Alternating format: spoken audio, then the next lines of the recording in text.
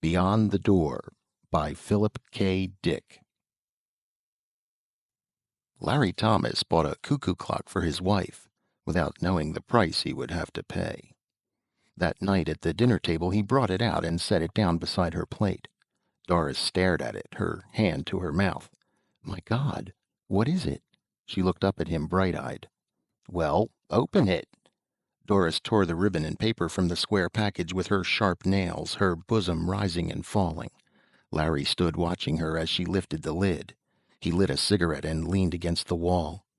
"A cuckoo clock!" Doris cried. "A real old cuckoo clock, just like my mother had." She turned the clock over and over. "Just like my mother had when Pete was still alive." Her eyes sparkled with tears. "It's made in Germany," Larry said. After a moment he added, "Carl got it for me wholesale. He knows some guy in the clock business.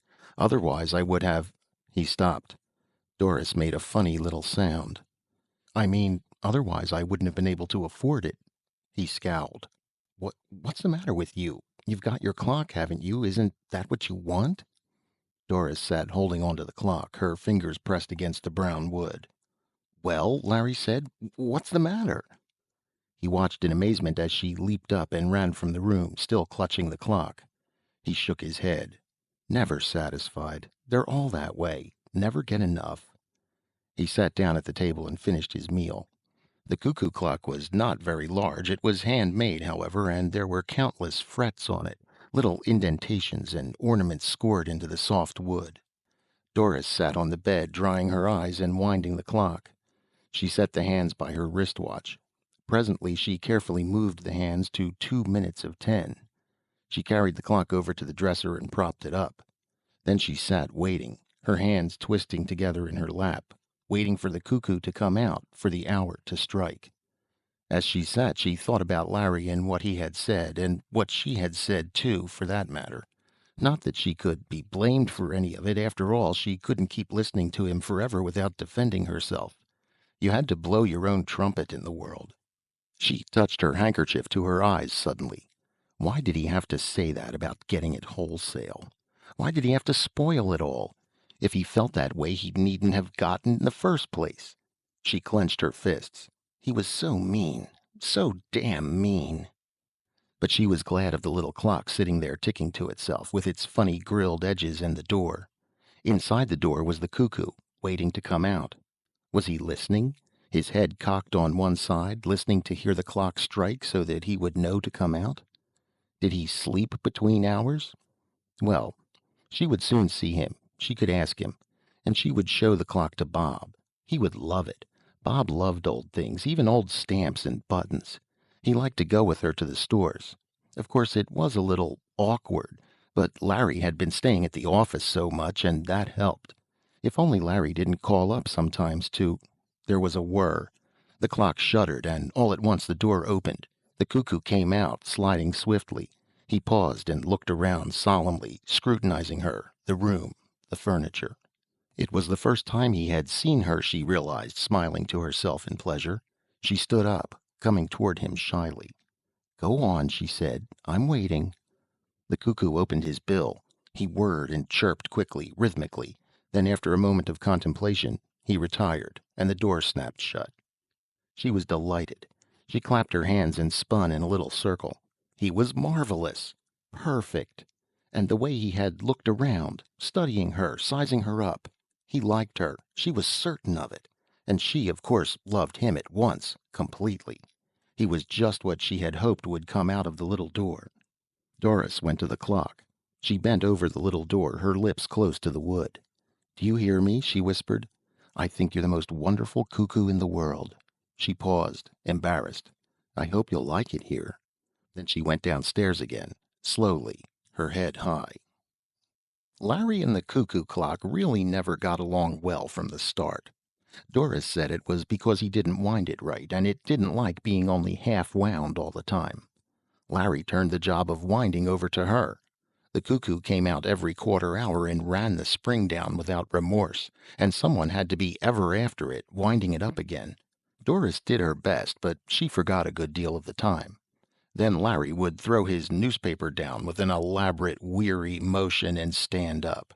He would go into the dining room where the clock was mounted on the wall over the fireplace. He would take the clock down, and making sure that he had his thumb over the little door, he would wind it up. "Why do you put your thumb over the door?" Doris asked once. "You're supposed to." She raised an eyebrow. "Are you sure? I wonder if it isn't that you don't want him to come out while you're standing so close." "Why not?" "Maybe you're afraid of him." Larry laughed. He put the clock back on the wall and gingerly removed his thumb. When Doris wasn't looking, he examined his thumb. There was still a trace of the nick cut out of the soft part of it. Who or what had pecked at him? One Saturday morning, when Larry was down at the office working over some important special accounts, Bob Chambers came to the front porch and rang the bell. Doris was taking a quick shower. She dried herself and slipped into her robe. When she opened the door, Bob stepped inside, grinning. "Hi," he said, looking around. "It's all right? Larry's at the office?" "Fine." Bob gazed at her slim legs below the hem of the robe. "How nice you look today." She laughed. "Be careful. Maybe I shouldn't let you in after all." They looked at one another, half amused, half frightened. Presently Bob said, "If you want, I'll—" "No, for God's sake." She caught hold of his sleeve. "Just get out of the doorway so I can close it. Mrs. Peters across the street, you know." She closed the door. "And I want to show you something," she said. "You haven't seen it." He was interested. "An antique or what?" She took his arm, leading him toward the dining room. "You'll love it, Bobby." She stopped, wide-eyed. "I hope you will. You must. You must love it. It means so much to me. He means so much." "He?" Bob frowned. "Who is he?" Doris laughed. "You're jealous. Come on." A moment later they stood before the clock, looking up at it. "He'll come out in a few minutes. Wait until you see him. I know you two will get along just fine." "What does Larry think of him?" "They don't like each other. Sometimes when Larry's here, he won't come out. Larry gets mad if he doesn't come out on time. He says—" "Says what?" Doris looked down. "He always says that he's been robbed, even if he did get it wholesale." She brightened. "But I know he won't come out because he doesn't like Larry.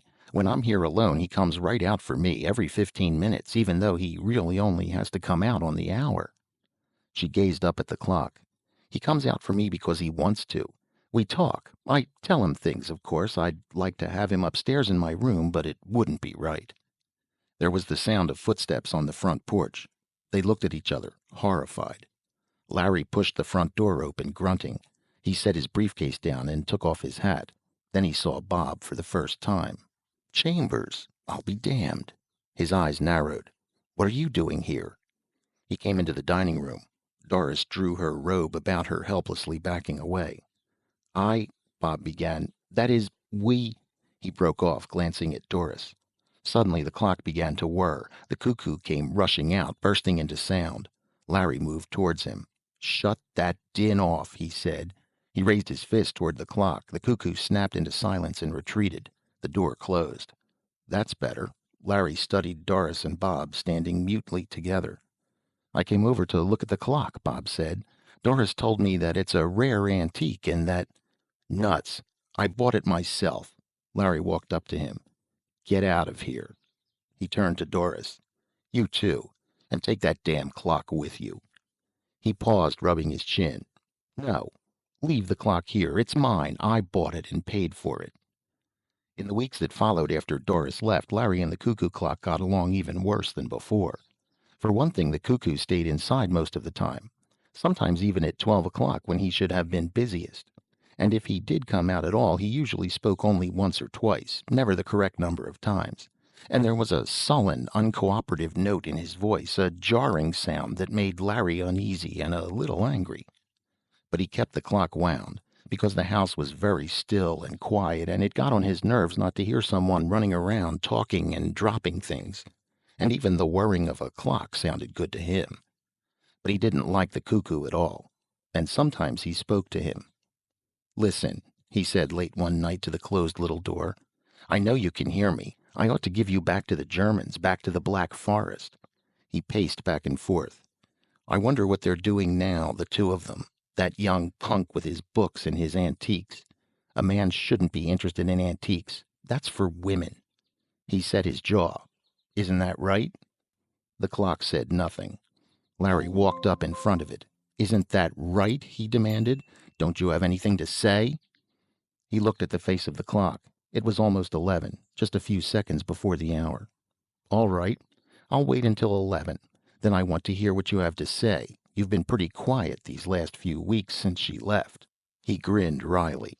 "Maybe you don't like it here since she's gone." He scowled. "Well, I paid for you, and you're coming out whether you like it or not. You hear me?" 11 o'clock came. Far off at the end of town, the great tower clock boomed sleepily to itself. But the little door remained shut. Nothing moved. The minute hand passed on, and the cuckoo did not stir. He was someplace inside the clock, beyond the door, silent and remote. "All right, if that's the way you feel," Larry murmured, his lips twisting. "But it isn't fair. It's your job to come out. We all have to do things we don't like." He went unhappily into the kitchen and opened the great gleaming refrigerator. As he poured himself a drink, he thought about the clock. There was no doubt about it. The cuckoo should come out. Doris or no Doris. He had always liked her from the very start. They had got along well, the two of them. Probably he liked Bob, too. Probably he had seen enough of Bob to get to know him. They would be quite happy together, Bob and Doris and the cuckoo. Larry finished his drink. He opened the drawer at the sink and took out the hammer. He carried it carefully into the dining room. The clock was ticking gently to itself on the wall. "Look," he said, waving the hammer. "You know what I have here? You know what I'm going to do with it? I'm going to start on you first." He smiled. "Birds of a feather. That's what you are. The three of you." The room was silent. "Are you coming out, or do I have to come in and get you?" The clock whirred a little. "I hear you in there. You've got a lot of talking to do. Enough for the last 3 weeks, as I figure it. You owe me." The door opened. The cuckoo came out fast, straight at him. Larry was looking down, his brow wrinkled in thought. He glanced up, and the cuckoo caught him squarely in the eye. Down he went, hammer and chair and everything hitting the floor with a tremendous crash.